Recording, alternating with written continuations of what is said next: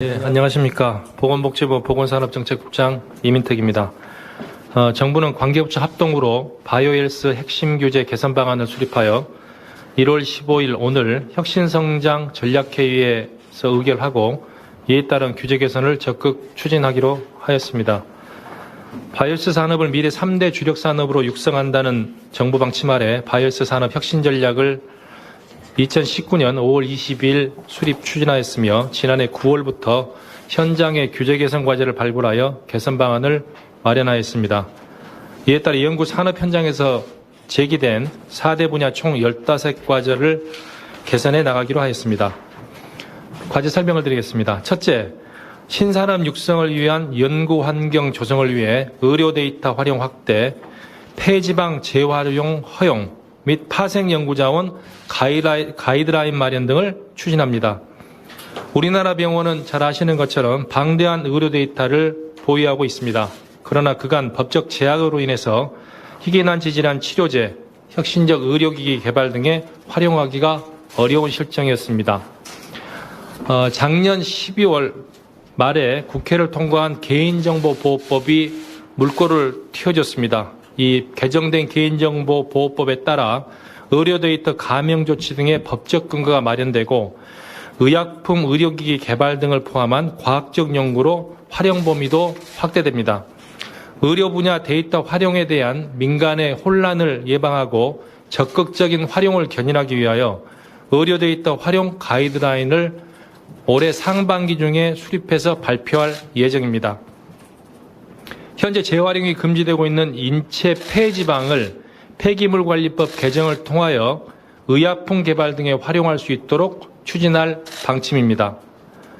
또한 마이크로바이옴, 인체 대장 미생물이라고 합니다. 오가노이드, 장기유사체라고 합니다. 등의 새로운 형태의 인체 유래 파생 연구자원 활용 연구 수요가 늘어남에 따라서 연구자들의 혼란을 예방하기 위해서 기관 생명윤리위원회 심의 가이드라인을 마련하여 제시하고자 합니다. 이를 통해서 생명연구자원에 대한 활용도를 높여나갈 계획입니다.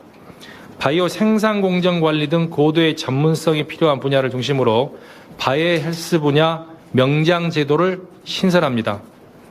둘째, 혁신 의료기기 육성을 위해 가상현실, 증강현실 의료기기 등 품목 제도를 신설하고 신의료기술 평가 제도를 개선합니다. 현재 별도의 허가 품목이 없는 가상현실, 증강현실 기반 융복합 의료기기에 대한 별도 허가 품목 신설을 추진합니다. 또한 인공지능 영상진단기기 등 혁신 의료기기에 대해서는 식약처 허가 과정에서 우선 심사 및 단계별 심사 등의 특례를 올해 상반기부터 제공할 계획입니다. 혁신의료기술에 대해 조기 시장 진입을 허용하는 혁신의료기술 평가 트랙의 적용 대상을 확대하는 등 신의료기술 평가 제도도 대폭 개선하도록 하겠습니다. 또한 선진입 후평가 제도를 현재 감염병 체외진단 기기에서 전체 체외진단 검사 기기로 확대 실시하고자 합니다. 셋째, 질병 예방 및 건강관리 서비스를 활성화하고자 합니다. 건강관리 서비스 인증제를 도입하여 난립하고 있는 건강관리 서비스에 대한 품질 보증 체계를 보장하고 건강 인센티브제 시범 사업에 올해 착수하고자 합니다. 소비자 직접 의뢰 유전자 검사 제도 DTC라고 칭합니다. 확대하기 위해서 올해 1월 중에 2차 시범 사업에 착수하여 추가로 20여 개 이상의 항목 확대를 추진하고자 합니다. 넷째, 이중 규제 등 불필요한 규제를 철폐합니다. 현재 오송 및 대구 첨단의료복합단지에 입주한 기업이 생산시설 규모 제한을 3,000평방미터로 받고 있는데 이를 5,000평방미터까지 확대하여 생산시설 건축에 대한 부담을 완화하고자 합니다. 또한 의료기기법에 따라 정기적 안전성에 대한 안전관리가 이루어지고 있는 1등급, 2등급 의료기기에 대한 정기용품 안전인증을 면제하여 업계에서 가지고 있는 이중규제의 부담을 해소하고자 합니다. 아울러 환경부담금 납부 면제 대상인 일회용 의료기기 등 품목을 의료기기 법령상 품목 체계에 맞게 정비하여 의료기기 제조 수입 업체들이 환경부담금에 대한 부담을 경감시키고자 합니다.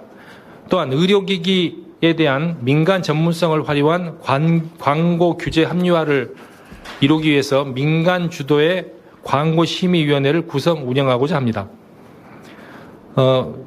의료기기 공급 내역 보고제도 개선으로 투명성을 높이고 판매대금 결제 지급 제한 설정 등 의약품에 준하는 유통 투명화 질서 개선을 위한 입법을 추진하고자 합니다. 정부는 규제 개선과 관련하여 현장 실태를 지속적으로 점검해 나갈 예정입니다.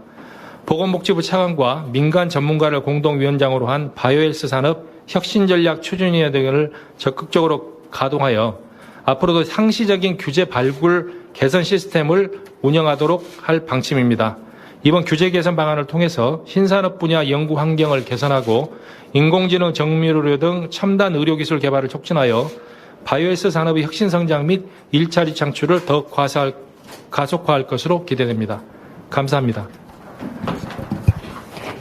네, 지금부터 질의응답 시간을 가지겠습니다. 질문하실 기자분은 손을 들어주시고 제가 지목하면 소속과 이름을 말씀하신 후 질문해 주시기를 바랍니다. 질문 부탁드립니다.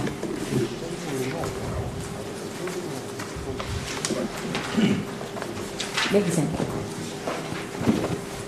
저 데이터 활용해서 질문 한겨레 박현정이라고 하고요. 그러니까 이번에 저희 개정된 개보법에 따르면은, 그러니까 어쨌든 가명 처리를 하면은 개인의 동의 없이 다 이용이 가능하도록 되어 있지 않습니까? 그러면은 보건의료 관련 정보는 어디서부터 어디까지 지금 그러니까 활용이 가능하도록 지금 보건복지부는 생각하고 있는지 궁금하고요.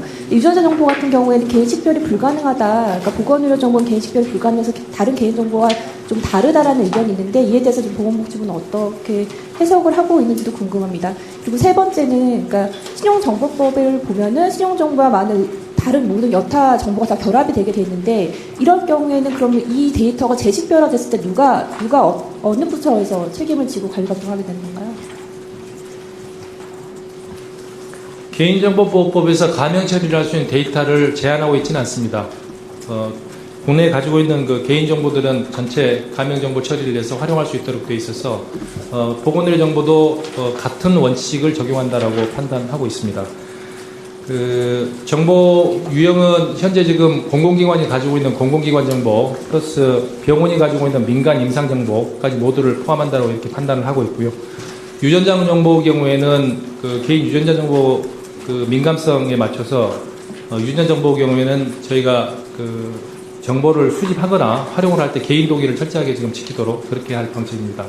아울러 지난번 수차에 걸쳐 발표드렸던 100만 명 유전체 데이터, 빅데이터 그 경우에도 100만 명 데이터 수집할 때는 반드시 개인 동의를 사전에 받고 데이터 수집을 하고 활용할 수 있도록 그렇게 추진을 하고 있습니다. 정보기관 간 연계는 이번 개인정보보호법 개정안에 지금 포함이 되어 있습니다. 마찬가지로 보건의료 정보도 동일하게 적용이 되고 있고 기관 간의 연계를 할 수 있는 부분은 기관 연계 전문기관을 각 장관이 지정하도록 되어 있습니다. 그래서 올 상반기 중에 보건복지부도 보건의료 정보 관련해서 기관 간 연계할 수 있는 전문기관은 지정할 방침입니다. 네.